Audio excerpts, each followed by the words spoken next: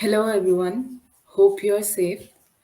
Uh, Good evening, everyone. My name is Saloni Das, and I am a student of Urban Policy and Governance at the School of Habitat Studies.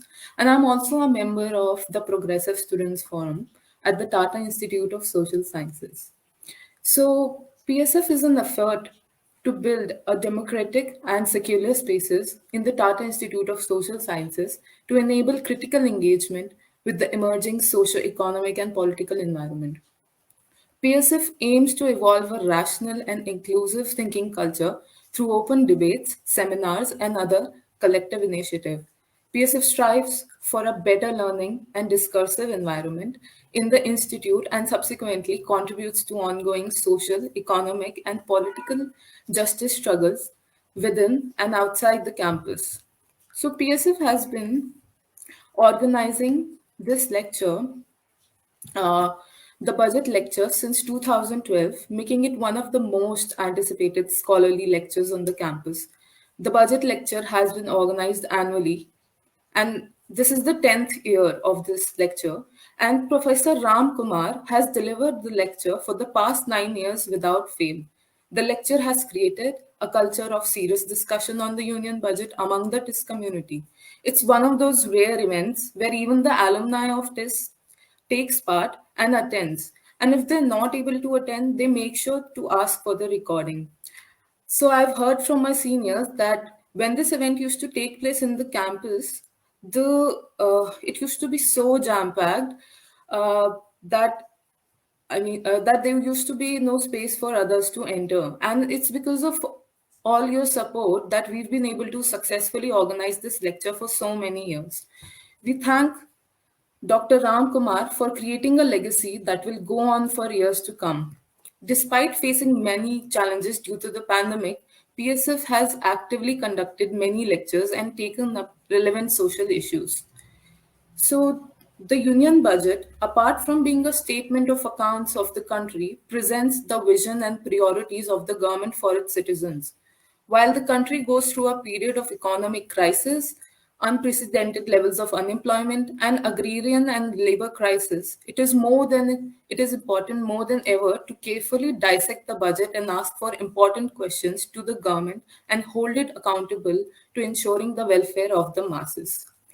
Now, let me talk about our speaker. So, Professor R. Ramkumar is a NABARD chair professor at the School of Development Studies, Tata Institute of Social Sciences, Mumbai.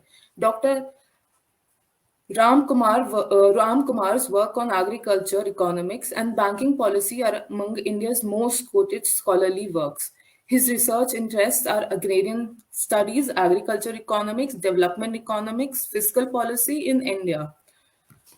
I would like to thank Dr. Ram Kumar for creating a legacy that will go on for years. We welcome you all for the lecture and look forward to an enlightening and productive discussion. If you have any questions, you can put them in the comment box. We will take them up towards the end of the lecture. I now invite Professor Ram Kumar to take over and talk about the union budget. Thank you, Saloni. Sorry. Thank you for the introduction, and thank you to the Progressive Students Forum for organizing this annual budget lecture.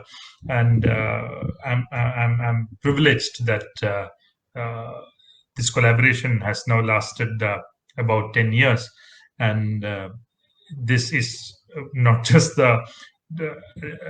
it's very gratifying to hear that it's a very an event which everybody looks forward to, but it's also something that I look forward to, because as I say every year, whenever the budget comes, I can't miss it, because soon after the budget is presented, I might get a phone call for this lecture. So I always look at the budget also carefully because of this lecture. So that's always that it's a very strong bondage which has grown. I'm very happy to see this growing into such an important event every year.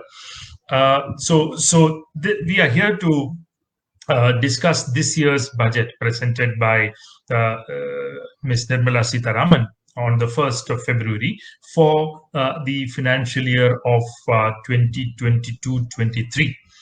Now, uh, in my lecture today, which I hope to wrap up in less than an hour, I am planning to cover not just the budget and the numbers in it per se, which I shall do, but I would also like to place it in a context, and that's what is extremely important in my view.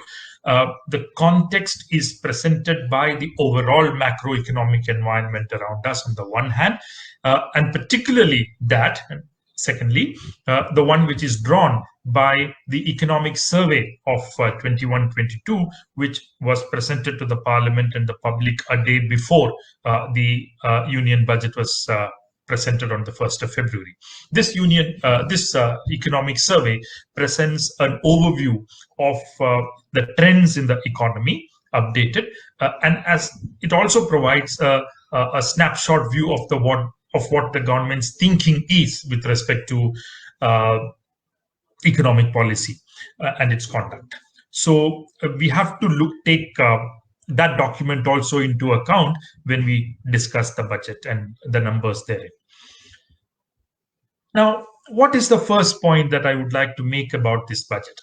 It is the following: that when I was sitting down to listen to the budget, I was expecting something from the budget. What is that? I was expecting that the budget will provide some kind of a roadmap, some kind of a vision, some kind of a thinking of what the government would like the economic policy of India to be in a post-COVID world.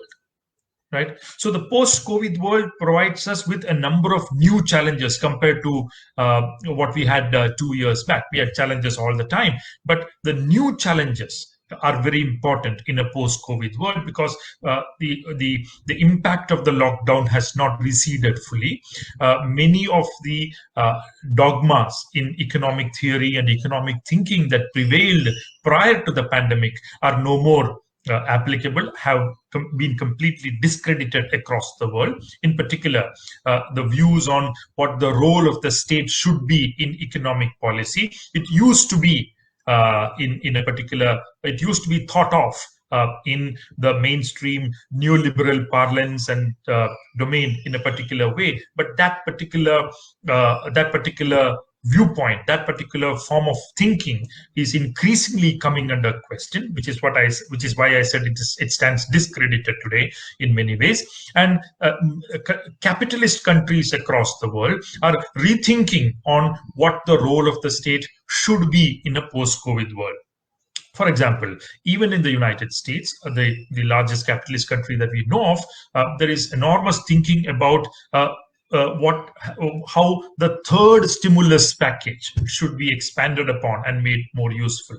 They already had a first, second, and then had a third under Biden a stimulus package, which is primarily infusion of public budgetary money into the economy to pump up demand, and that is one of the core discussions that is happening in the United States, in Germany, in the United Kingdom, in France, in all these countries.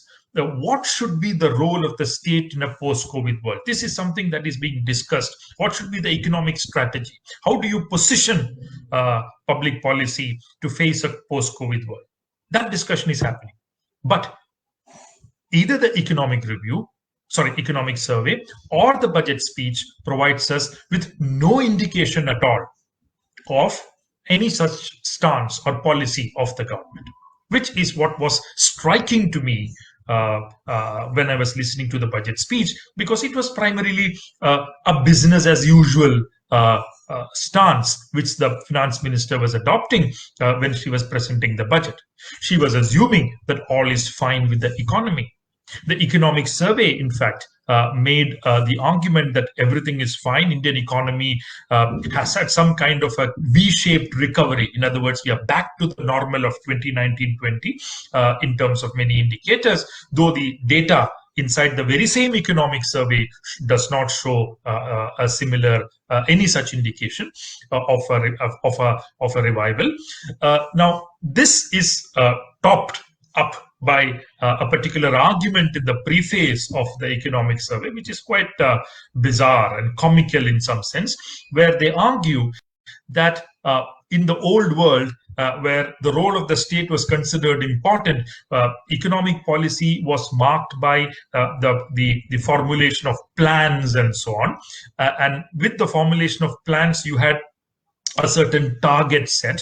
You have stage by stage listing of the outcomes that you expect till you reach the end of the project period, and you have a concurrent evaluation going on. You consolidate the outcomes of each step before you go into the next step. All these were features of planning in an earlier period. The using a particular management parlance, the economic survey calls it a waterfall strategy. Now, this waterfall strategy is not useful according to the economic survey, despite the fact that many countries across the world are returning to the basic precepts of planning in the post-COVID world. Instead, what the economic survey says is that the government prefers to follow an agile economic strategy. What do you mean by agile economic strategy? You don't plan for anything. You don't plan for anything. What you take every day as it comes. You basically take the data for on a daily basis, on a weekly basis, and you constantly think about how to respond to it on an everyday or an every week basis. So basically, it is the very reverse of planning at a conceptual level. In other words, the government has admitted in the preface of the economic survey itself that it has no plan, that it has no stance, it has no vision with respect to what a post-COVID world will look like or how the government will respond to it, because by the very nature of the strategy it has decided to adopt, you cannot plan. Planning is out of the question. You basically react. You don't proactively try to walk ahead of the curve. You constantly walk behind the curve and react rather than proactively formulate your policies. So this is something that the economic survey accepts in any form. We don't have a plan. We don't have a vision. We don't have a strategy. We only react. Right? And this, in my view, is the most important problem with the very strategy of the government. Or may I say, lack of strategy of the government. And that is something that you can see across the budget. It's pervasive as you read or go through the budget documents. That's the first point that I wanted to make. The second point I wanted to make is both the survey, as I said earlier, and the budget speech try to put forward a kind of a feeling, put forward a kind of an argument, which essentially is that Indian economy and its indicators in different sectors and spheres are back to normal.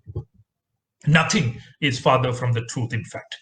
If you actually look at the economic survey and the numbers therein, you will actually see that 2019-20 can be taken as a benchmark year.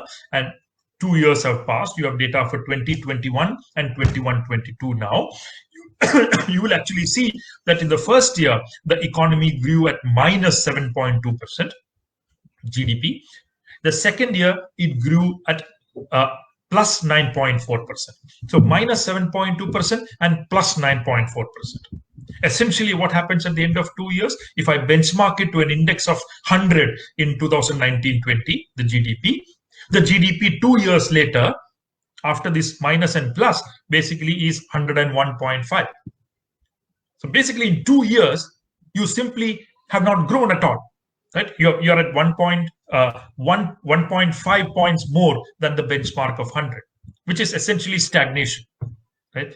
In this period of stagnation, you will see that different sectors of the economy were hit very badly in different ways. If you look at non-agricultural sector, the sector outside agriculture, because agriculture has in some sense grown on its own. If you look at services, for example, which is the most important provider of employment outside agriculture, you will see that these growth rates are about minus 8% and plus 8% for the 2 years. Essentially, you are not even at 100 to 101.5. You were at 100, you are still at 100.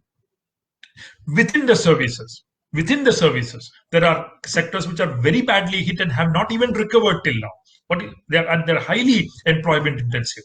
Trade, hotels, transport, communication is one sector that I would like to attract your attention to. This sector, if you will see, the overall GDP generation was about 25 lakh crore 2 years back. It is today still at about 22 or 23 lakh crore only. 3 lakh crore less.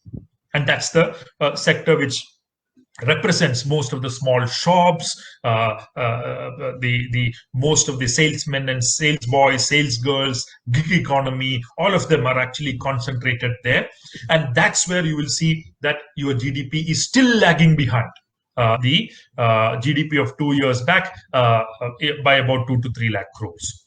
Same is the case with finance, real estate, etc., which is yet another sector within services. So there is very little recovery of the economy in its core areas, particularly in those areas where a lot of employment is provided, even by the end of 2022 financial year. Now, this is a very important problem. This is important. I'll come to the problem in a while, but let me say why this is an inadequate indicator to begin with. Why? Because the numbers for 21-22, the ongoing year that we have, are primarily advance estimates. What is the problem is that with advance estimates? The advance estimates are largely based not on any number from the informal sector, because they are available sometimes only after 1 or 2 years to the government. They are actually based on numbers from the formal sector. Right? The formal sector is what represents advance estimates. And what is the formal sector? It represents an employment of about 8 to 10% of the whole economy, not more than that. So you're basically taking the numbers for 8 to 10% of the economy and then extrapolating it for 100%, which will provide you a sort of an illusion of growth or prosperity, which is absolutely untrue, which is absolutely not in alignment with the reality on the ground.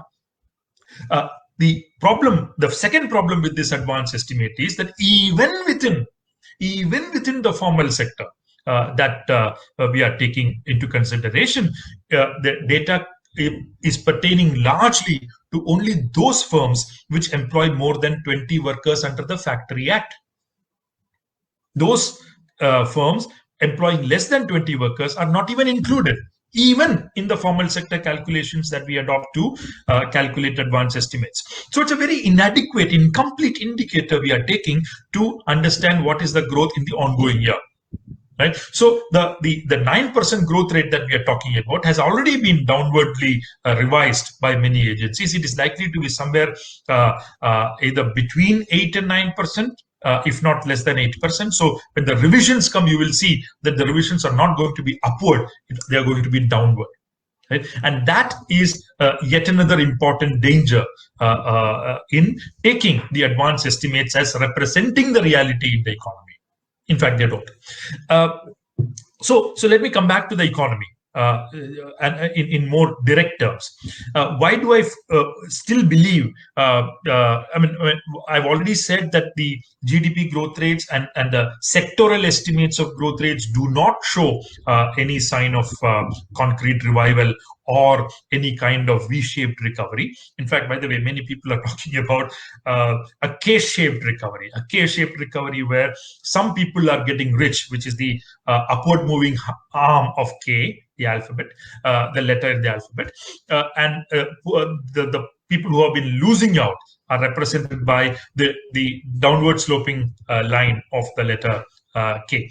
So basically, people are talking about K-shaped recovery. It's highly unequal in nature, and that's precisely what I'm going to point out now as an important problem. What is happening here in the years that in the 2 years that have passed through the pandemic, through the lockdown? What is happening to total consumption in the economy? That's again something that is available from National Statistics Office. You will see that total consumption grew at minus 7.3% in the first year of the lockdown, and in the second year it is recording plus 7%, minus 7.3 and plus 7.0. Right?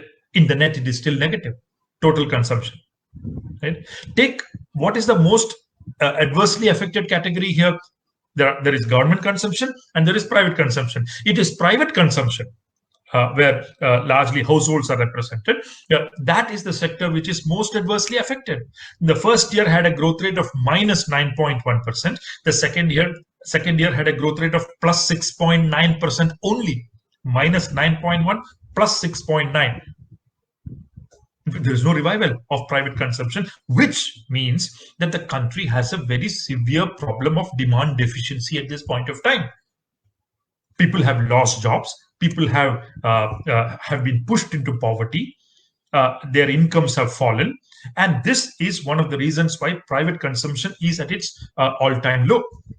Yet another reason why private consumption is at an all-time low is because large number of firms, particularly in the non-agricultural sector, within the MSME sector, unorganized MSME sector, there is absolutely no indication of the enormity of the distress that prevails there. The associations of MSMEs, if you talk to them, you will see that the losses and shutdowns runs into lakhs and lakhs of people in terms of loss of employment, and thousands of firms in terms of permanent shutdowns.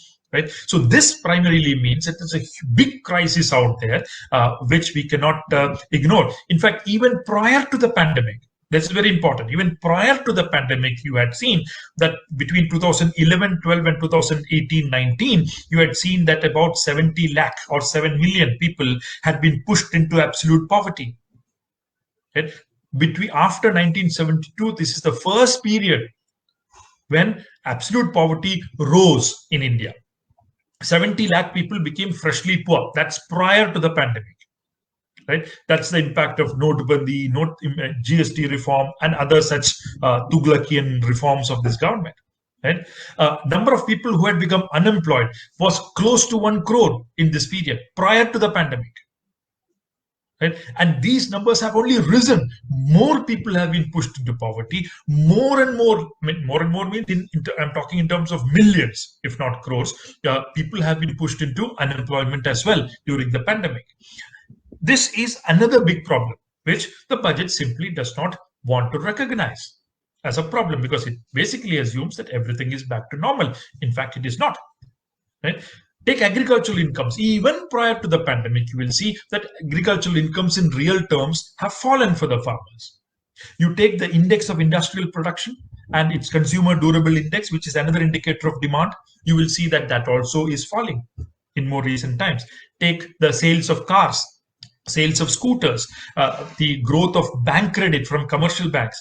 All this are indicators of demand. If there is more demand in the economy, more people will buy cars, scooters, etc. More people will come to the bank and take credit to invest and spend, right? But that simply is not happening in those sectors.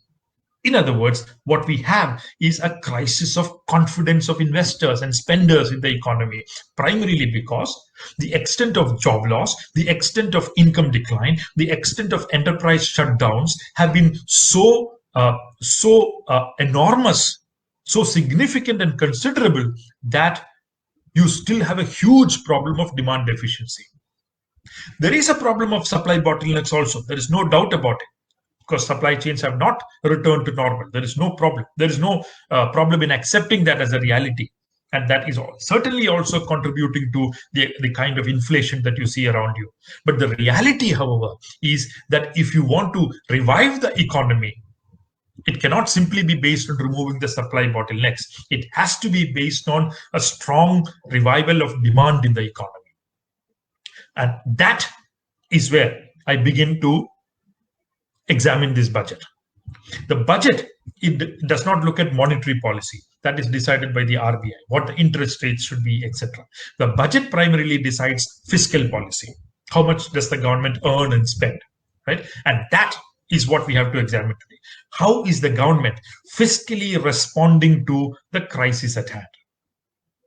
We've already seen that the government does not even recognize the crisis. In fact, it talks about this whole talk about a 5 trillion economy, the talk of digital currency, taxing cryptocurrency, etc. All this, an impression is sought to be given that everything that is problematic is behind us, and we are moving to, we are bravely walking towards a new world or something of that sort. That's completely untrue, because the havoc left behind by a series of policies beginning from Notbandi in 2016, the GST reform of 2017, and now the irrational response of the government to the pandemic after 2020 have left crores of people in distress. And that has led to a huge compression of demand. What does the budget do to generate that kind of demand in the economy, to rejuvenate the economy through an expansion of demand? That is where the budget sorely fails. Right now, before I say that, let me talk about spend a minute on how the world has been reacting, how the capitalist world has been reacting. And what does the United States do? The United States had a fiscal stimulus package in 3 stages, which basically goes up to 10.3% of its GDP. That is, 10.3% of its GDP was additionally spent in the economy as a package from the government. Right? These are all outgoes of the government from the budget. Okay, that's what the IMF calls as above the means interventions, not below the means intervention, because above the mean intervention would primarily mean that government is spending directly from its pocket, and below would mean that you are giving more loans, interest subventions, and so on to people. Right? So we are primarily looking at above the line measures of the IMF. If you take only the above the line measures, you will see that USA spent close to 10.3% of the GDP, Japan 12 or 13% of the GDP, United Kingdom, Germany, France, etc. spent about 6, 7, 8% of the GDP. But how much did India spend? 2%. Only 2% of the GDP was spent by India in stimulus packages in the form of above the line measures. That is directly from the budget. In other words, Indian government has been extraordinarily stingy in protecting its purse while wanting to spend for its people or its welfare or for their relief during the pandemic. Right? The 20 lakh crore package, Atmanirbhar package, which was announced by the government in the May month and later of 2020, out of that, not more than 1 or 2 lakh crores pertain to above the line measures. Right? The remaining 18 lakh crore or so of that package was comprising primarily of loans from banks. And those loans from banks were hardly given also, as the data shows, for the last 2 years, because there were no takers for those loans, because there's no demand in the economy. Only if people perceive a demand in the economy will they come forward and take a loan. But there is no such demand in the economy. People are stuck with their old loans and its burdens. You provided some moratoriums and all, good, but then that's all. So that whole problem, which is that whole overhang on the economy, which is still persisting, is out there for everybody to see on the streets. But the government, as if it is sitting in an ivory tower, refuses to see this reality. That's why it spent only 2% of its GDP as above the line measures as part of its COVID stimulus packages. Why did India not spend?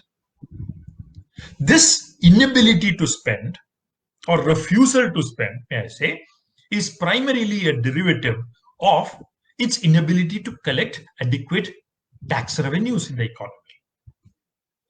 Why do I say that? Now, take, for instance, corporate income tax, which constitutes 1/4 of the total tax revenues of the government in some sense. The corporate tax was reduced in 2017-18 from about 35-36% to about 25%. In fact, in effective terms, the corporate tax is even less than 20% or so in reality. That's the enormous decline of corporate tax that you instituted after 2017-18. As a result, what did happen? You saw that in 2017-18, corporate income tax was 3.3% of your GDP. Right? Today, that is 21-22, that 3.3% of the GDP has fallen to just 2.5% of the GDP. In other words, about close to 1% of the GDP is lost as corporate tax for the government. And how much does that come in rupee terms? Close to somewhere between 1.7 to 2 lakh crore is the total quantum of that revenue loss for the government because of a decline of corporate tax rates. Now, this is money which could have been spent for the people. But this is money that was foregone by the government to incentivize a corporate sector after Notbandi, after GST reform, right? And what happened during the pandemic? During the pandemic, you saw everybody thought that incomes of everybody is declining, but there's one category of people whose incomes actually rose, whose profits actually rose. And who are they? The large private corporate companies of India. It is an amazing feature of the lockdown period that the rates of profit for the private corporate sector grew at one of the fastest rates in history. Can you imagine? One of the fastest rates in history. This kind of growth of corporate profits is unprecedented as seen during the lockdown. Why did this happen? This happened because large companies spent less on raw materials. They dismissed a lot of workers from work, which means that they saved enormous money on wages. They also benefited from different supply bottlenecks because prices and margins and all could be raised, and there was enormous freedom to raise prices and profits. Right. So all of these coming together, plus the fact that large number of informal sector firms closed down, and that market was captured by these large private corporate firms in industry and services. All of this meant that there was a huge rise of profits of the private corporate sector. So any basic economic theorist or policymaker would tell you, tax them more because they are the sector which is benefiting during the pandemic. But then the government simply refused to do that. They did not raise the corporate taxes for that category whose profit rates were growing. They allowed these people to keep their profits, hoping that they will actually invest in the economy, which they did not, which is actually why private consumption rates are still not growing at the old rates. This primarily meant that inequality grew like massively in India during the pandemic. The Oxfam report, which was titled Inequality Kills, released in this month of 2022, it basically shows that 84% of the Indian households saw their income shrinking during the pandemic. But the wealth of India's richest families reached record highs in 2021. Right? There's this number which a report has put out recently, where the number of billionaire families increased from 102 to 142 during 2021, and the richest 98 in number richest 98 Indians own the same wealth as the bottom 55 crore people. The richest 98 people own the same wealth as the bottom 55 crore people. This is the outcome of this kind of growth of profits during the pandemic, but that category has not been taxed. So the point I'm trying to make is the corporate income tax category has simply not grown. That does not provide revenues to the government, and that has battered the pocket of the government like anything. The second important category to discuss here is GST. Right? GST in 2018-19, GST constituted 3.1% of our tax revenues. Right? 3.1% of the GDP. Right? Now in 21-22, GST contributes only not 3.1 but only 2.8% of our GDP. About 0.5% of the GDP is 0.3% of the GDP is lost in terms of GST if you look at 18-19 and 21-22. So that's again another income loss, revenue loss for the government in terms of taxes. Right? So because of this, because of the decline of GST, decline of corporate income tax, etc., the revenues of the government are not growing. Right? But then the pandemic meant that you have to spend more in the economy. You have to spend at least a little more in the economy. So what did the government do? The only other way for the government is to take loans, to borrow. So the government went and borrowed. Right? That is how it allowed its fiscal deficit to rise. It was about 4.6% before the pandemic in 1920. That fiscal deficit figure was allowed to be raised to 9.2% of the GDP in 2021. And that was required because revenues had sharply fallen, and that was the only way to do it. But then that was also the year where the government simply refused to spend for the people. Basically, all the borrowing was simply to compensate for some loss of revenues, a part of the loss of revenues. Total expenditure shrank. Right? Now, come to 21-22. That's where the fiscal deficit, that is ongoing year, which will end on March 31st, the fiscal deficit is supposed to be 6.9% of the GDP, down from 9.2% of 2021. Right? Now, from here, the point here is you ended up spending, it used to be 4.6%, it is now 6.9% of the GDP, fiscal deficit. Where did you spend? You spent in relief to the people in terms of more food subsidy. You spent more in terms of NREGS. This is what you were forced to spend during the pandemic. You spent more in different kinds of subsidies, etc. Now, the point is, should the government have retained that level of fiscal deficit or not? Should the government have retained that level of spending for the poor or not? So in 21-22, the fiscal deficit is recorded at 6.9% of the GDP. But in 22-23, that's the next year, this fiscal deficit is supposed to fall to 6.4%. This means that the rise in expenditures that happened during the pandemic are going to be drastically cut down in 22-23, right? And this is going to reflect upon every item of expenditure in 22-23. Right? The government wants to go back to a path of fiscal consolidation, but without collecting tax revenues. Fiscal consolidation should be there, but fiscal consolidation should not happen by cutting down expenditures. Fiscal consolidation should be revenue-led, not expenditure cut-led. Right? The problem with the government's fiscal strategy is that it looks at expenditure fiscal consolidation only from the narrow tunnel vision of expenditure cuts, not from the larger, broader, richer, progressive view of collecting more revenues and thus consolidating your fiscal systems. That is an important problem of the budget, which is visible across it if you look at both the economic survey as well as the budget documents. Right? So basically, what am I trying to say? Your tax revenues are not growing. So you try to borrow and spend, and even that borrowing, you're trying to cut down. So that means whatever extra you spend for the poor in the last 2 years, all those extra spendings are going to be considered as temporary and are going to be cut back.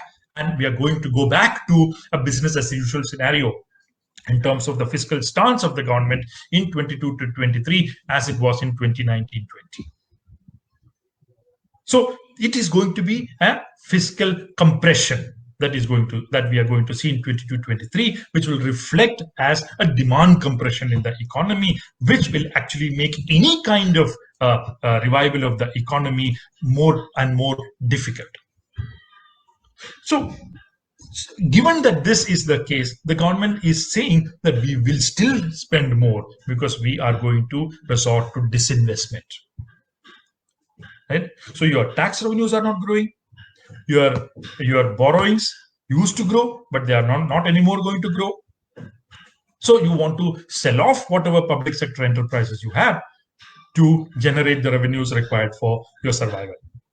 Now, even that is not going to be possible. I'm going to come in towards the end of my talk, and that time I'm going to talk more about disinvestment. But let me say here that the documents of the budget itself show that the prospects of disinvestment appear to be bleak. Why is that so? Because you try to sell Air India, but while you wanted to sell Air India, you basically had to pay out 70,000 crore rupees in order to get 2,700 rupees from the Tatas. Right? Because you had to meet the debts. Tatas had an extraordinary deal because a large part of the debt of Air India was simply taken over by the government and it was transferred to a holding company. And basically that means it is still a burden of the government. But Tata simply had to pay about 18,700 rupees, of which 15,000 crore was towards debt repayment and only 2,700 crore was a payment to the government.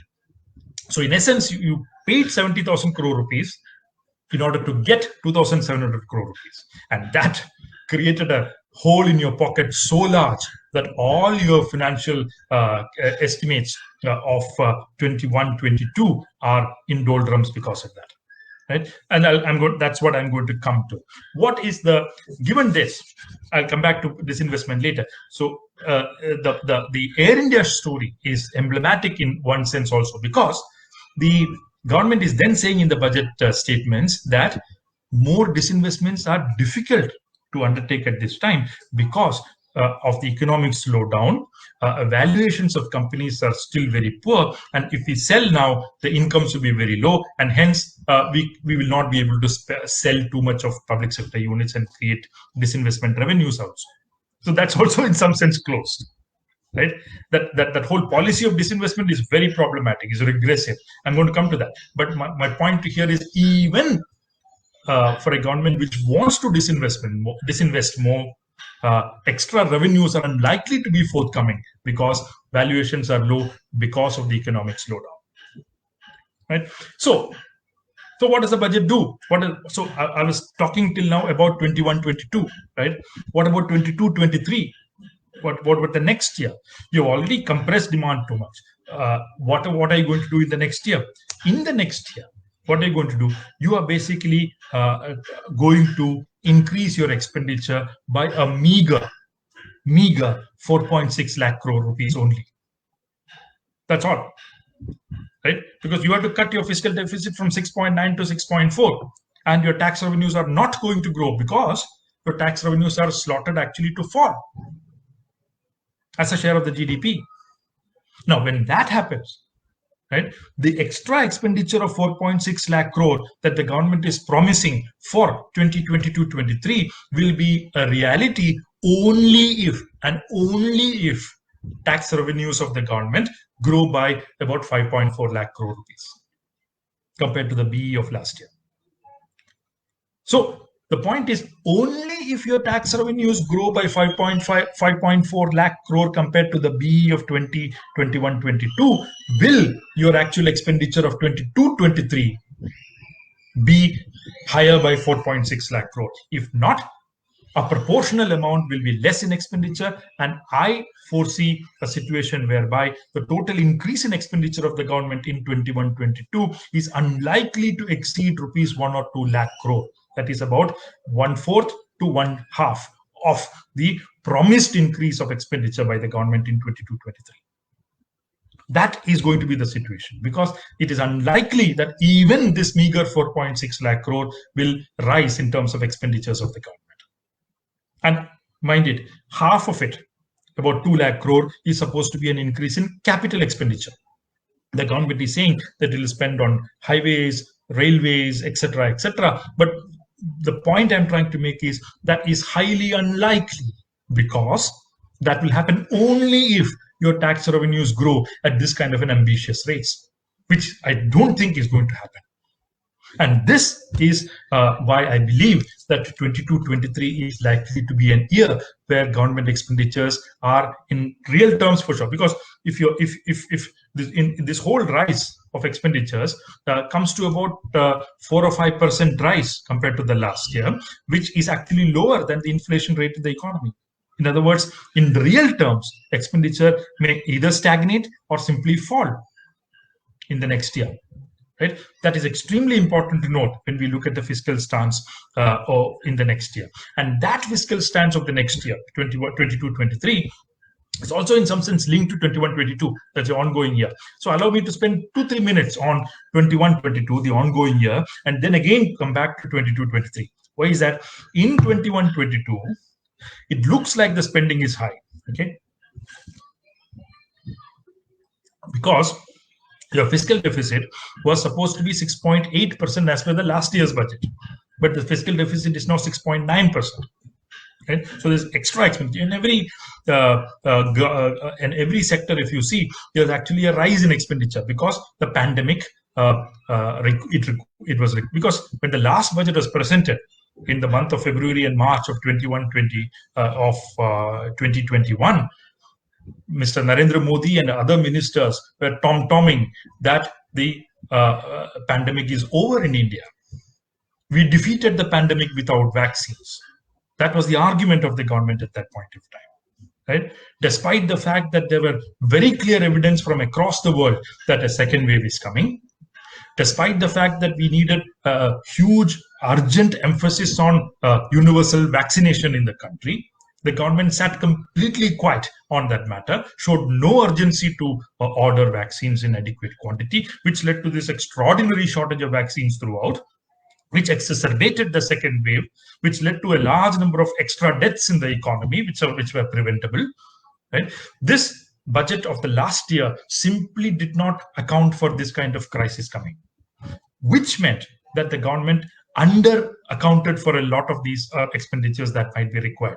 So if you see last year's budget estimate and last year's revised estimate, the revised estimates are higher because the government was forced to spend for many items which it had not planned for, right?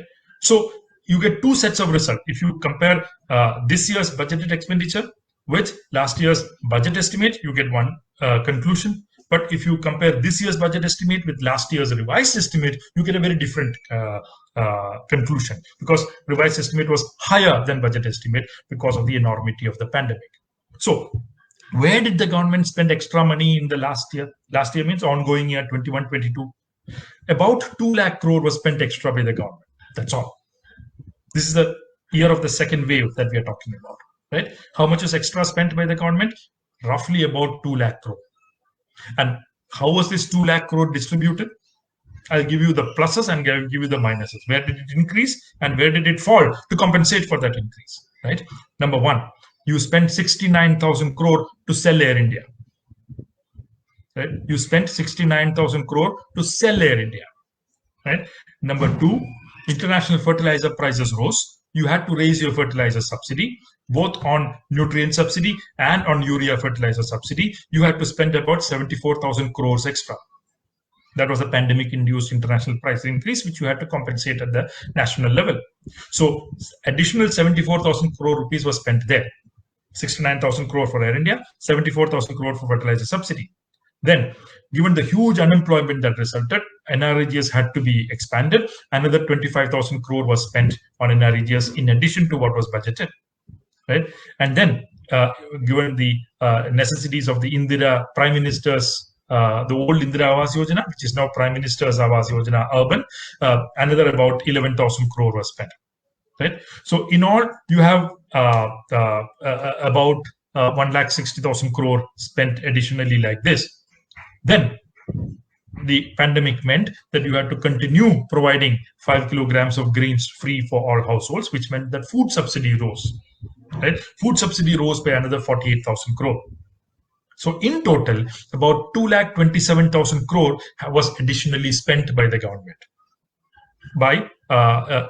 Spent by the government in 21-22 because of the urgency of the situation. Plus, you have to sell Air India.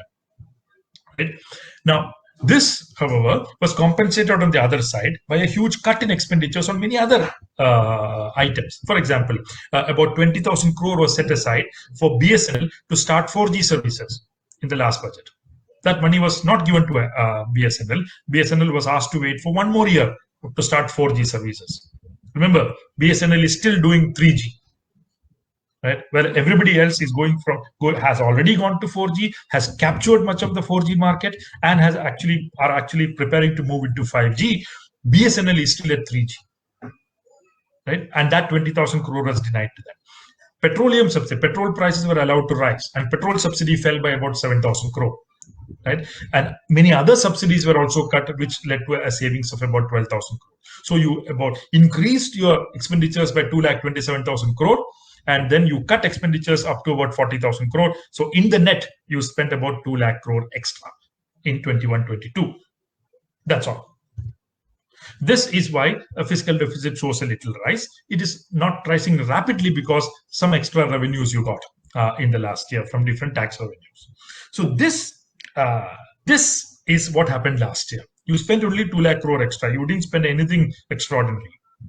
You spent primarily for relief to people, which just accounted for their survival, nothing else, which every country in the world did. Yet, remember, your whole above the line measures contributed only 2% of the GDP. You did not spend anything for MSME. You did not give packages for sectors which were completely destroyed. For example, the dairy sector, the poultry sector, the meat sector, MSME sector. You have not given anything to them in terms of fiscal terms. All of them are promises of loans to them from banks. Right? And given the lack of demand, the demand for that kind of a credit was also very poor. So India's COVID stimulus package is actually a damn squib. You spent less than 2 lakh crore in this COVID stimulus package in 21-22. Now, this leads us to this question: what should you do in 22-23? Okay, for example, the PDS was expanded, right, and 5 kg extra grains was given to households. Should this be retained or should this be stopped? This is a question for 22-23. All the relief measures that we provided to people in terms of higher investment in NREGS, higher investment in food subsidy, higher investment in fertilizer subsidy, etc., should it be retained or not is the question for 22-23, and that's the question that the budget had to answer. The budget has answered.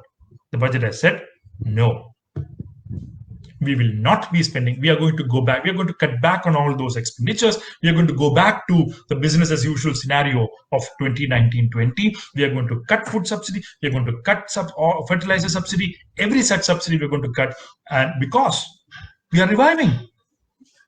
It's a V-shaped recovery. Economic growth has gone back to normal. And as such, we do not need the kind of fiscal stimulus that we had over the last 2 years. This essentially is the stance of the government. For example, expenditure on health was increased because of the pandemic, right? And there is a consensus across the many committees in India in the past that we should spend at least 2.5% of the GDP on health. In fact, for a perverse reason, the pandemic, our expenditures did reach close to 2% of the GDP in terms of health. We should have used that as an opportunity to retain it there, to further expand health facilities, public health facilities, etc. But we have decided to go back to 1.5% of the GDP in terms of our expenditure on health. Similar is the case with education. Similar is the case with social welfare. Similar is the case with pensions for old age people. Similar is the case for widow pension. All of these pensions could have been raised, and in fact, these extra expenditures that you had on all these schemes could have been retained at that higher levels, given the fact that the distress is continuing. Even if the distress is not continuing, these are required expenditures in a country with so much levels of poverty, with so much deprivation, with so much hunger. You are 134th or something in the World Hunger Index. That means that you should spend more on universalizing PDS, giving more commodities through PDS, increasing the per household per capita allocations through PDS. That's what a government should do. It simply cannot say, we have gone back to the old growth rates and so we are going to cut back on everything. India is not ready for that kind of a business as usual strategy. In fact, India badly wanted this kind of a rise of expenditures in many sectors. And the pandemic led to that kind of an increase in expenditures. And your fiscal deficit became 6.9%. Now you say our fiscal deficit has to come back to 3%, so we are going to cut our expenditures on a phased manner. What you should have done instead is you should have kept the higher expenditures intact, kept it at 6.9% of the GDP, not cut it to 6.4% of the GDP and so on. You should have introduced progressive tax measures, including a rise in corporate tax, including the introduction of an inheritance tax, including the introduction of a wealth tax, etc. Tax the rich in this country and increase the revenues thereby. And through that increase in revenues over a period of time, reduce the fiscal deficit of 6.9 to whatever level you may want to. That's what is progressive revenue-led fiscal consolidation. Instead, what you are doing is you have no intention of raising corporate tax. You have no intention of introducing an inheritance tax. You have no intention to tax the rich in this country. And what you're going to do is keep all those profits of those rich intact, not touch them, but instead cut expenditures for the poor to meet the goals of fiscal consolidation. That is what is called an anti-people policy. That is what is the hallmark of an anti-people budget, a regressive budget. And Nirmala Sitharaman's 22-23 budget is exactly that, a regressive anti-people budget, because it simply refuses to spend for the welfare of the poor. Particularly in a situation whereby millions of households are reeling under the continuing impacts of the pandemic, job loss, income loss, enterprise shutdown, etc., etc. You see everywhere the impacts are continuingly visible. But the government simply shuts its eye, turns a blind eye towards this kind of distress that persists or pervades the economy. That is the feature of the budget. So what has it done? Instead of keeping MGN, there are a lot of calculations on this across the scholarship on this. You will see that people have calculated that at least about 2 lakh crore is the kind of expenditure that is required to expand the MGNREGS to provide not 100 but 200 days of employment for rural households. That required at least 2 lakh crore investment. But what has happened is your investment has been cut by 13,000 crore this year. For 1,12,000 crore rupees or so to about 98,000 crore rupees. That's a cut of expenditures that you made. Right? The other important point is everybody expected that there will be an urban employment guarantee scheme also. Right? But there is absolutely no mention of any such new scheme being introduced in this country. You saw there is there's something called the umbrella scheme for scheduled tribes in this country.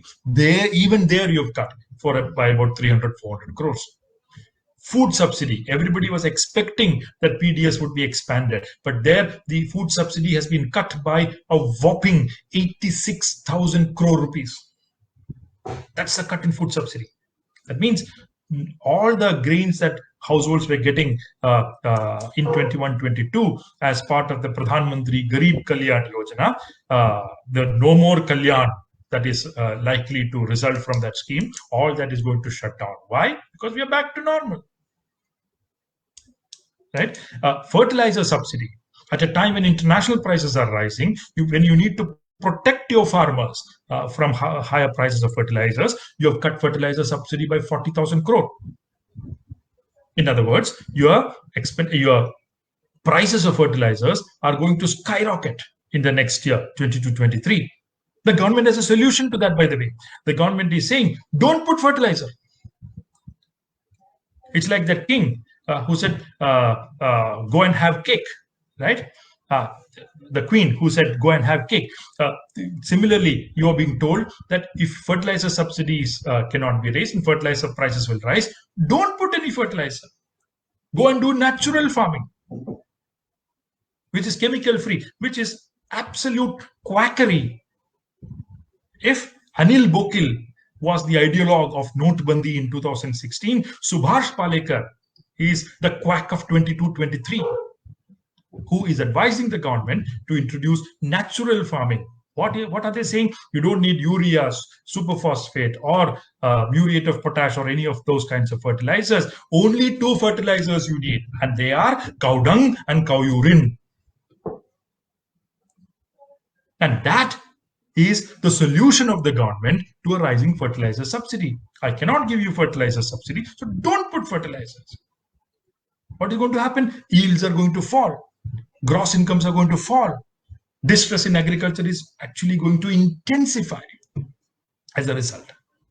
Right? So that's happening at the fertilizer subsidy front. Petroleum subsidy is going to be cut by 10,000 crore. Petrol prices are going to rise. Different other schemes of interest subvention are going to be cut by 12,000 crore. Different subsidies are going to be cut by another 4,000 crore. So you will see across the board, the government has decided that enough of higher expenditures. The pandemic is over. Distress is over. Hardships are over. We are back into the road to prosperity, to become a 5 trillion economy. So we are cutting all expenditures. Back to normal. Business as usual. Let's go back to 2019-20. Well, the reality is poverty, hunger, unemployment, enterprise shutdown have all only intensified in the last 2 years. This is not the time to cut expenditures. This is the time to push even more money into the economy to generate a demand generation.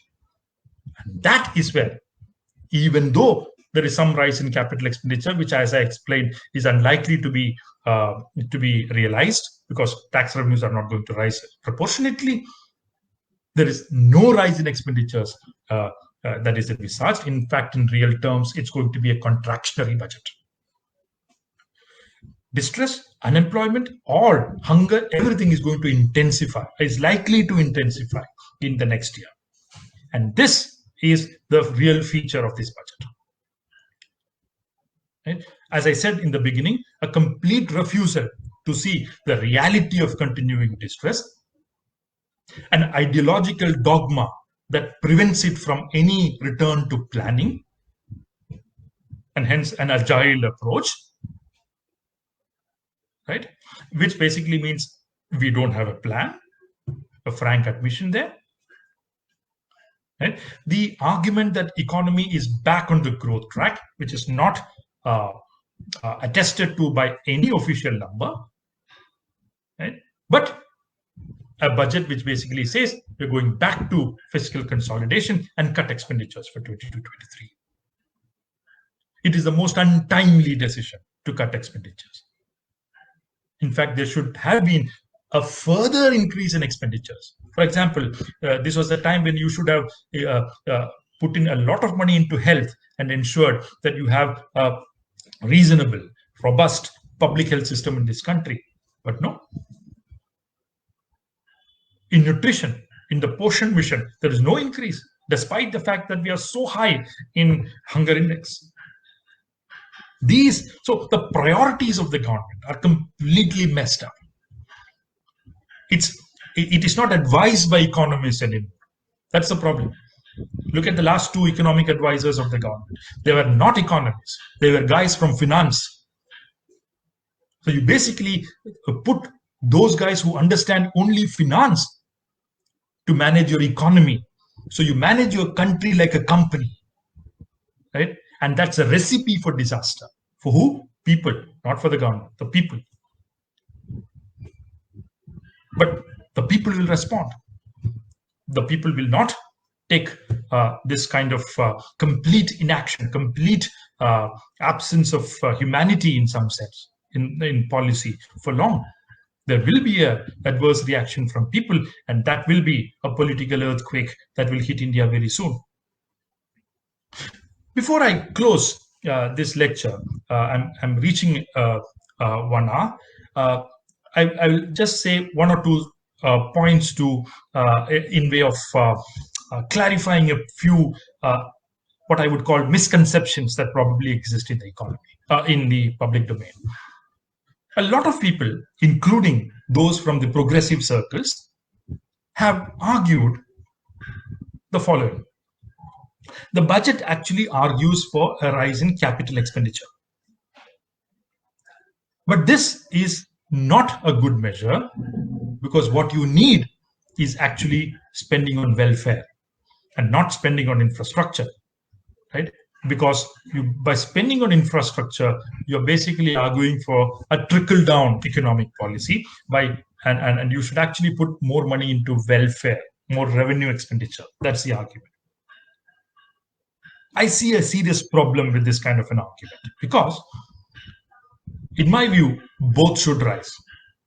This whole counterposing of revenue expenditure as against capital expenditure, as if one happens at the expense of the other, is completely wrong thinking in terms of economic policies. Investment in the creation of infrastructure leads to a rise in employment, leads to more people getting wages. Those wages will be spent in the economy, right? There will be goods which will be imported and part of which will leak out, no doubt. But nevertheless, in terms of long-term health of the economy, capital expenditures are important. We need good roads, bridges, markets, etc., etc. So the increase in capital expenditure is to be welcomed. However, What should be criticized is the inability of the government to either collect more taxes or borrow more to spend on the welfare of the people. But that criticism of the government should not be mixed up with the criticism of the government that it actually increased capital expenditure as if it was a crime. I do not agree with that kind of a perception. This kind of a counterposing is wrong.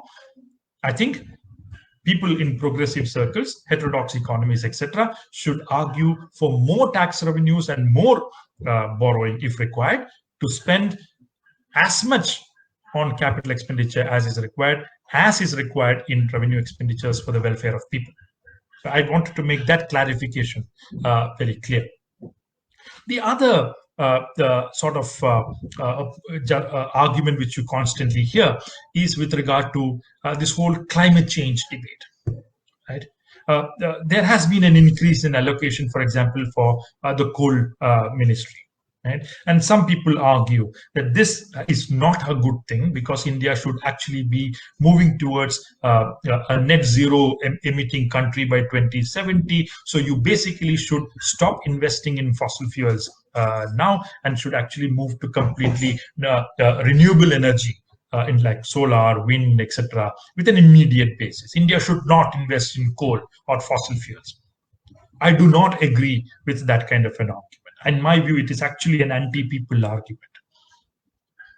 What this argument does not understand is the very essence of the imperialist strategy today in the climate sphere to put all the burden of climate corrections onto the developing world, to prevent increased energy use in the developing world, to preserve the high energy use in the developed world, to force the hands of developing countries to discard fossil fuels from day one and move into an insecure strategy of a singular dependence on renewable energy from tomorrow. That is a very problematic strategy. India needs more energy to be spent in order to reduce its poverty, in order to create more investment, to create more jobs. India needs to use more fossil fuels to generate more power for more energy use in this country. So India, countries like India, which have high levels of poverty and low levels of energy use, cannot be forced into a reduction of expenditure on fossil fuels from tomorrow. We need some more time to spend on fossil fuels. We should move only gradually towards 2070. We should make concurrent investments in renewable energy, but that should not be at the cost, at least in the initial years, at least a decade or more if required, on fossil fuels.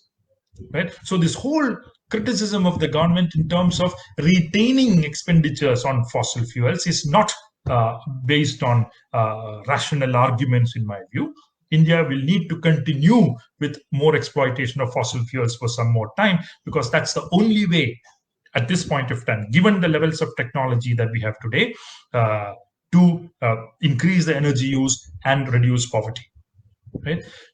As science expands, as technologies come in, it may become possible tomorrow that renewable energies become more certain in terms of their flow, and our grid management becomes possible to do with it. And it becomes also possible that we can slowly move out of fossil fuels in a gradual form.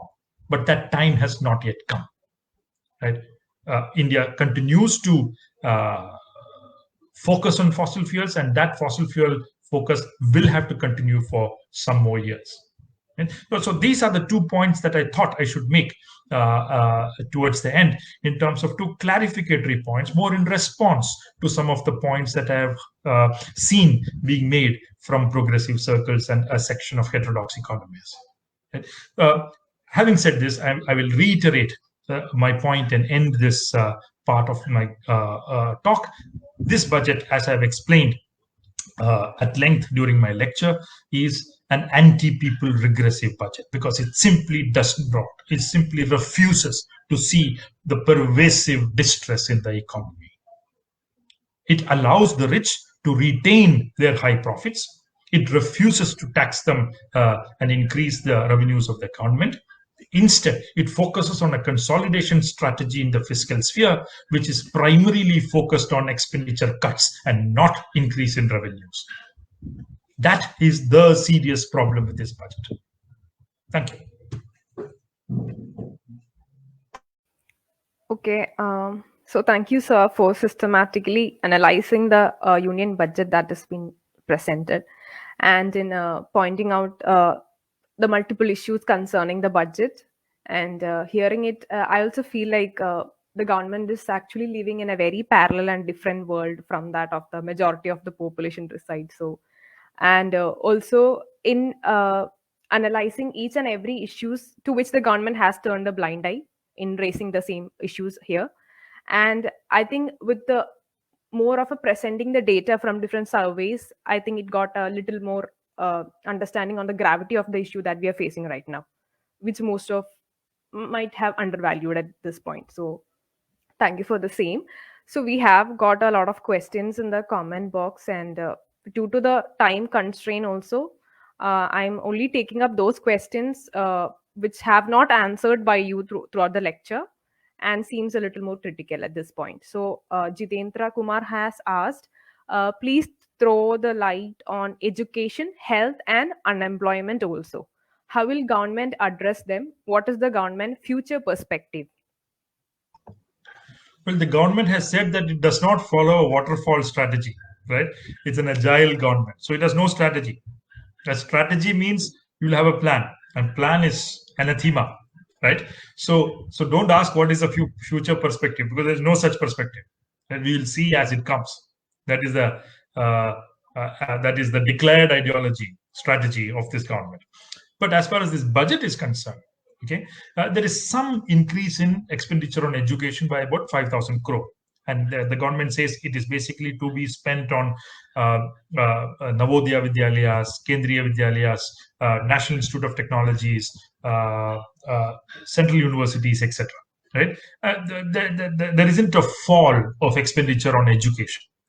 Okay, but if you see more closely as to the real problem that we have in this country as far as students are concerned, which is the whether scholarships for students have expanded, particularly post-metric scholarships for SC students, etc. There is no mention at all of that kind of increase in expenditures for this government. In fact, the real problem in terms of such expenditures has been arrears have accumulated. Students do not get their fellowships for many months. They sometimes get their fellowships after a year or so, right? And those kinds of issues, even though the overall allocation appears to have increased, there is no mention of addressing those critical concerns as far as students are concerned in the education sector. In terms of health, I've already mentioned we did increase our expenditures during the pandemic period, but we have decided to go back to the older, lower business as usual stance in the health sector, which is most unfortunate. If there is anything that the pandemic has told us, it is that we need to invest more in health. Look at those states which were able to respond better to the pandemic. Kerala could respond better to the pandemic primarily because it had a fantastic public health system. Right? That public health system responded rationally, scientifically, and efficiently to the pandemic. Right? That's why death rates are at much lower levels in Kerala compared to other states in case of case fatality rates and so on. So this basically shows that you need a strong public health sector, and this requires no private company is going to invest in a public health sector in a village. It has to come from the government. It's a public good, right? And that is sorely missing in it. The government appears to think that the higher expenditures on vaccines was a one-shot transient kind of a change in policy, and now vaccines are not required, we are going back. Even that is wrong, because we are going to need more vaccines for the booster dose, which has not been ordered by the government yet. We have to provide new vaccines to the children between 12 and 15 years of age, and even those between 15 and 18 years of age. And I must say this here, there is a vaccine shortage again which is prevailing now, right? I say this because today morning I took my daughter for a second dose of Covaxin, and I was returned from the center with the argument that Covaxin is over, come after a week. So we still don't have vaccines, right? So this primarily means that we should have kept at least 25 to 30,000 crore for vaccines in the present budget. But the government has said that period is over. We don't need it. There's no mention of a booster dose in the budget, so to say, if you look at the allocations. So health has suffered as a result of this going back to normal policy of this government. Unemployment, less said the better.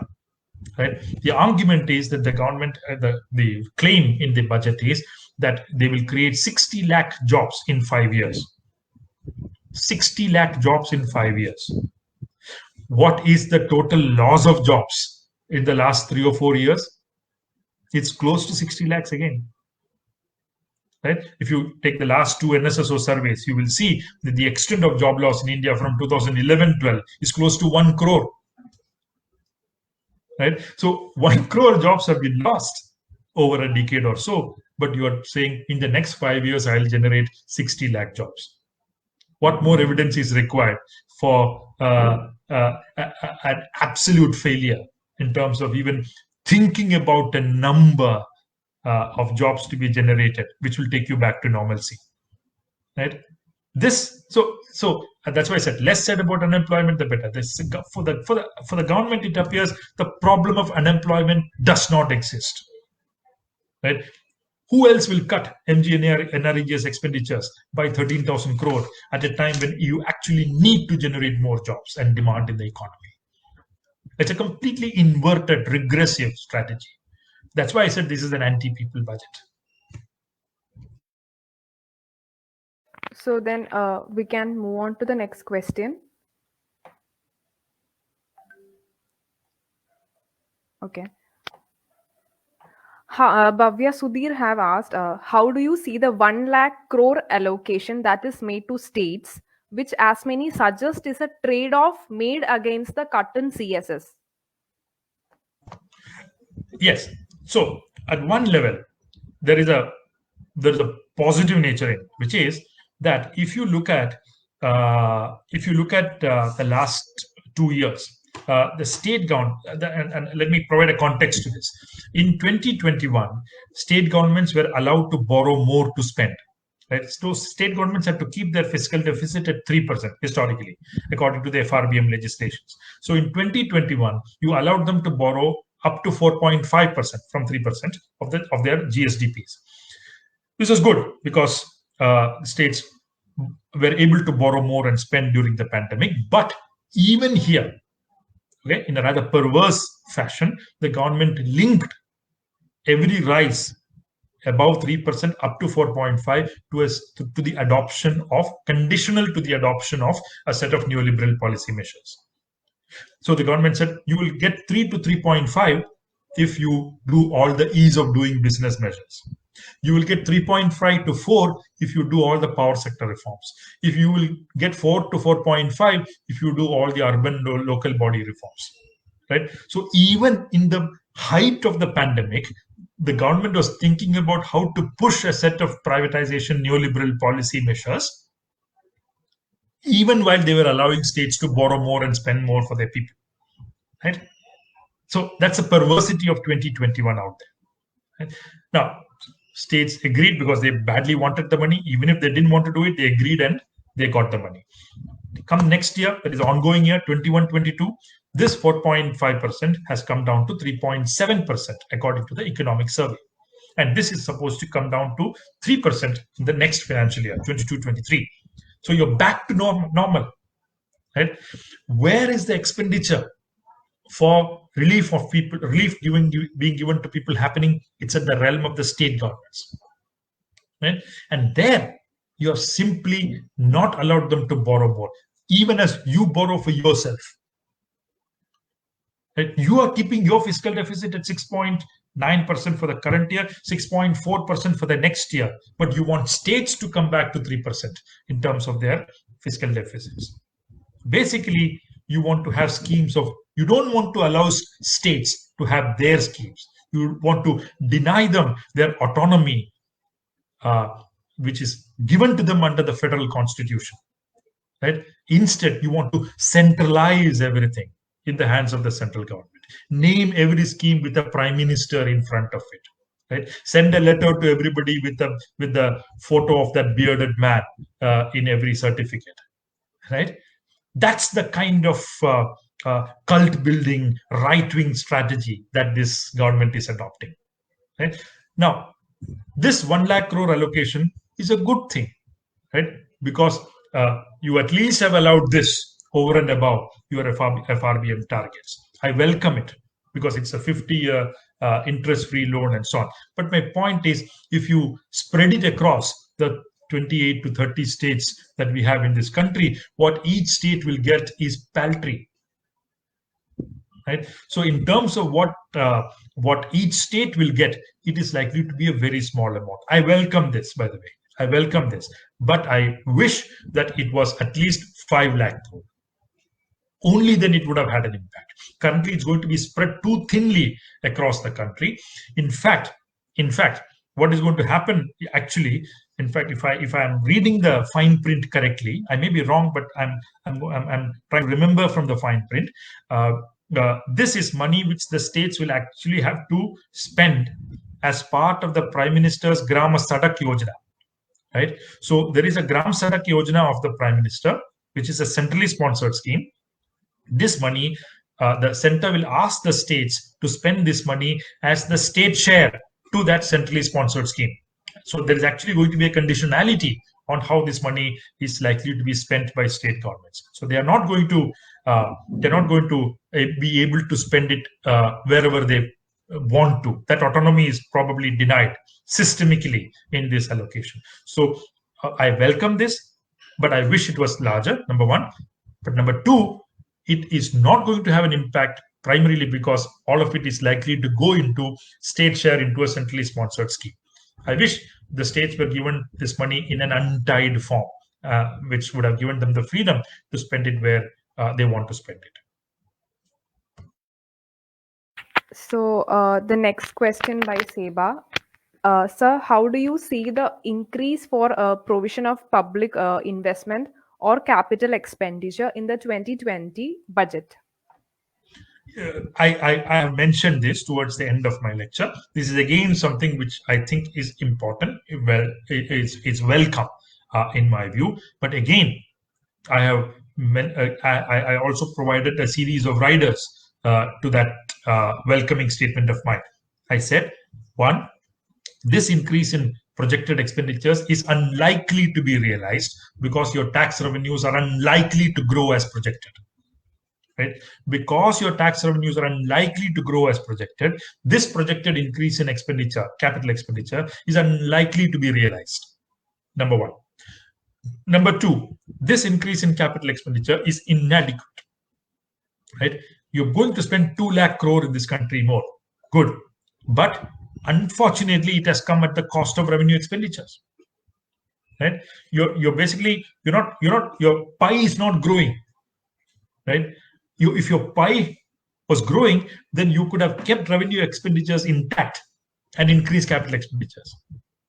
Right? But because your pie is not growing, you have cut revenue expenditures and increased capital expenditures, which will have its impacts in a different way, indirect way on the economy, including in demand. Right? For example, MGNREGS expenditures are actually revenue expenditures. If you don't spend in MGNREGS, via the wage route, it will have a compressing effect on demand. Right? And the very increase in capital expenditures is going to attain precisely that. So they basically can theoretically cancel out. Right? So this is also a feature of this new policy, which I find unwelcome. We have quite a little number of questions. So how many questions can you take so that we can just pick from the same? Maybe we can go for 5 minutes more. I'm fine. 8:30 we can close. Yeah, sure. Yeah. So the next question. Can I take this? Seems, yeah, Yeah, seems budget yeah. is growth oriented rather than. Yes, yeah. Well, it is not growth oriented either, because this whole increase of capital expenditure, which is what people are saying, which is the reason why people are saying it's growth oriented, is probably, however, how much of a welcome it is inadequate, right? And most of it is unlikely to be realized over the course of the next financial year, because your tax revenues are unlikely to grow. So uh, uh, I don't see it being growth oriented in that sense, right? Is it consumption oriented? It's certainly not. That is, it goes without saying. But there is a counterposing. Mr. Vani appears to have attempted in this question, as if growth oriented is opposed to consumption oriented. In fact, the most progressive strategy would be if the consumption of people are raised and growth happens as a derivative of that increased consumption, right? That is actually welfare maximizing. But in this case, if you ignore consumption and move into a growth oriented strategy without consumption increases, it will only lead to an explosion of inequality, right? The rich will become richer, the poor will remain poor. That kind of an outcome should have been avoided. That is why I don't see a meaning in this counterposing. This counterposing is actually a problem in my view. Next question. In the 2022 budget, the gender budget allocation was not announced in the speech. Considering the same, what are your thoughts to institutionalize gender responsive budgeting? This is a very good question. The budget should be gender responsive, extremely important. And the reason there's very little in this budget which have been announced specifically to address the question uh, uh, of gender equity, or the specific issues that women face in the economy. Uh, there is a beautiful statement of the All India Democratic Women's Association, IDWA, which explains this in great detail. The complete absence of emphasis on issues of women in this budget, the inability to to sort of explain what are the gender implications of the budget in terms of gender budgeting as a document of gender budget itself shows that it's being hidden from the public uh, for for reasons of probable embarrassment, right? Because something has drastically fallen on that front. That's why you don't want people to know about it. Right. So I completely agree with Ahalya here. The complete absence of gender responsive budgeting is a very unfortunate feature of the Union Budget 22-23. In many items, actually, if you look at NREGS, in many states, about 80% of the beneficiaries of MGNREGS are women in many states. Right. If you look at many such schemes, nutrition schemes where nothing has grown over the years, food subsidy where the intra-household allocation is such that women are the losers in the ultimate analysis. If you look at all those schemes where women have a direct stake in the story, you will see that budgets have been stagnant, right, if not fallen. And that's the reason why the gender budgets are not out yet, in my view. So I completely agree with this view out there. So we'll have the last question. The government has been focusing on Amrit Kal, the future of India for the next 100 years, which focuses on investment, inclusive development, and productive enhancement. Do you think a focus on these parameters on such a long range of 100 years would benefit us? This is the joke of the budget, Amrit Kal. Now, there are many funny memes going around on Amrit Kal. I wish I were able to show you a few of them. But the real point here is, on the one hand, you say you have no interest in a waterfall strategy. You say I have no plan, I have no perspective. I will have an agile policy. I will react as it comes. I'll be behind the curve. Being behind the curve is a good thing, as opposed to being ahead of the curve, because you may make errors, right? So once you have said that, and then backing it up with the point in the budget that you are going to have some big thing happening over the next 25 years, that is 75th to the 100th year of independence, that too coming from a government whose politics has been completely opposed to the very spirit of the freedom struggle, whose leaders, ideological fountainheads, wrote apology letters after apology letters to the colonial government. Right? You have a government here. I don't know why. I don't know what relationship the political dispensation at the center today has to the very word freedom struggle, right? Because they've had no role to play in the freedom struggle. They have been opposed to the freedom struggle. They were in cahoots with the British in many ways, right? So to begin with, I see a real anomaly here where a government of this sort wants to celebrate this kind of an event, right? Number two, having admitted that we don't believe in plans at all, to say that we are going to plan for an Amrit Kal of 25 years is just laughable. Okay. And number three, I simply don't understand why the word Amrit is used here. Yeah, the word Amrit, in my view, in a country where which stands 134th in the World Hunger Index, to speak about a word Amrit as if you are walking into some world of prosperity from tomorrow, whereas actually in reality poverty, unemployment, malnourishment, etc., is only rising, is just it sits so uncomfortably with the reality on the ground, right? So this whole talk about investment, there's no investment happening, right? Inclusive development, today morning, the news that I saw, which enraged me to no limit, is that scene, that video from that Karnataka school, whereby a few girl students, just because they were wearing a burqa, a parda, they were refused entry into that school. Uh, this is a country of exclusion today. You speak about right to education, but you've actually become a country which excludes explicitly by denying the right to education for people just because of the dress they wear. Right? Not to speak about the restrictions on the right to eat what you want, the right to practice whatever religion you want to practice, etc., etc. This is an exclusive country, not an inclusive country anymore. That's a sad part of the decline of democracy in this country.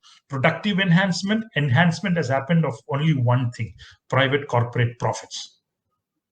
That's the reality of the pandemic, and all the policies of the government uh, appear to be geared towards the continuation of stagnation in the economy, increased exclusion of the marginalized and dispossessed, and the privatization of private profits and the nationalization of private losses. That's the kind of regressive direction in which socioeconomic and political policy in this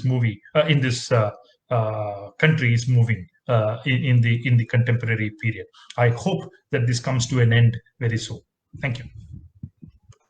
So there is also a lot more questions coming up, but we have a restriction on the time as of now because we have started this at 7 o'clock and it's going to be like 8:36 right now. So When we used to have it offline, used to end at 9:30, yeah, right? Yeah. yeah. So we are very sorry for that.